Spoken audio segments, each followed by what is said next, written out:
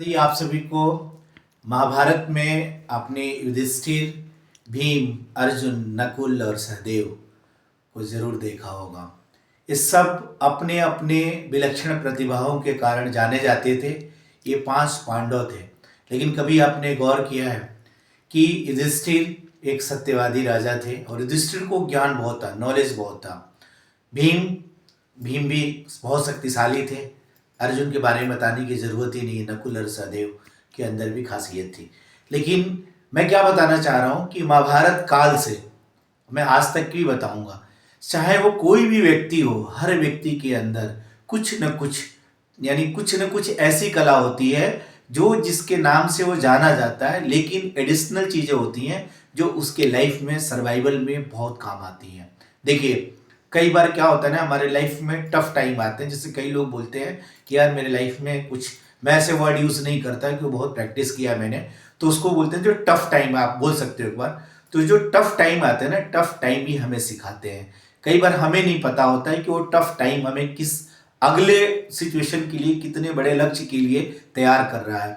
ठीक है, तो अगर आपके पास आपका पॉजिटिव एटीट्यूड है, आपके पास कितना सेल्फ कॉन्फिडेंस है, आपके लाइफ में सीकर, मतलब आप कुछ ना कुछ लाइफ में हमेशा सीखना चाहते हो, कुछ आगे बढ़ना चाहते हो, तो आपका सर्वाइवल वैसे भी होगा।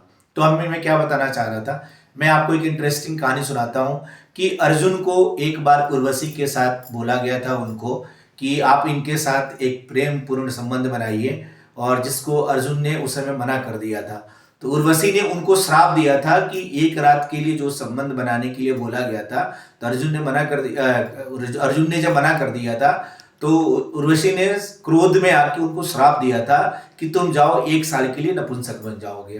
तो उनके लिए तो श्राप था 1 साल। लेकिन आप सोचिए, अर्जुन तो जरूर भयभीत हुए होंगे, घबराए भी होंगे कि एक महायोद्धा, महाशक्तिशाली व्यक्ति को अगर कोई नपुंसक का श्राप दे दे, आप समझ सकते हो ना कितना बड़ा मतलब वज्रपात हुआ होगा।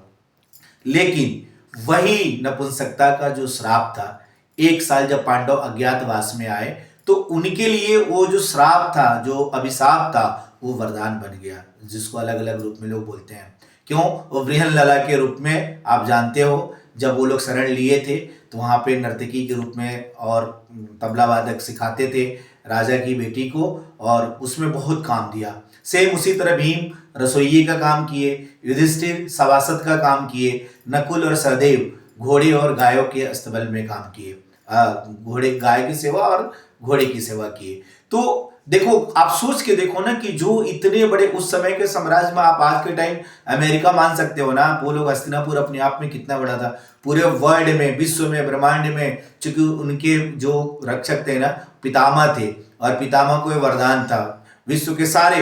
आप देखो ना, क्या आज आप देखते हो, उनके साथ गुरु द्रोणाचार्य थे, भीष्म पितामह थे, कृपाचार्य थे, अर्जुन, मतलब सब लोग जब यूनाइटेड थे, उनकी बात कर रहा हूं मैं। वैसा व्यक्ति भी जब लाइफ में टफ टाइम आया, तो उनके वो जो, उनके कभी आप अभिशाप समझो, वही उनके सर्वाइवल के लिए काम आया। तो उसी तरह हर व्यक्ति के अंदर, आपके अंदर भी वो चीजें हैं। तो क्या आप अपनी स्ट्रेंथ को जानते हैं? कई बार हम नहीं जानते हैं। तो वो आपके मूलांक, आपके भाग्यांक से पता चलेगा। तो 2026 आपका वेट कर रहा है। क्या आप भी वेट कर रहे हैं अभी तक? ऐसे ही अपना समय जाया मत करिए। हर व्यक्ति के पास एक अल्टरनेटिव होता है। कोई डॉक्टर होते हुए भी रसोइया बहुत अच्छा होता है, कोई टीचर होते हुए भी बहुत अच्छा सिंगर होता है, कोई इंजीनियर होते हुए भी बहुत बड़ा आर्टिस्ट होता है। आपने देखा होगा कि बाई प्रोफेशन वो कुछ है, बस दिल से कुछ और होता है। वही उसका मूलांक और भाग्यांक जो उसके लाइफ को डिसाइड करता है। तो 2026 एक बार आपको याद दिला रहा है कि कुछ भी, मैं बार बार रिपीट करता हूं, कुछ भी अचानक नहीं होगा। जो हम अपने लाइफ में एक एक स्टेप उठाएंगे, वही हमारे लाइफ को डिसाइड करेगा। तो अब आपको डिसाइड करना है कि 2026 आपका कैसा होगा। जय माता दी।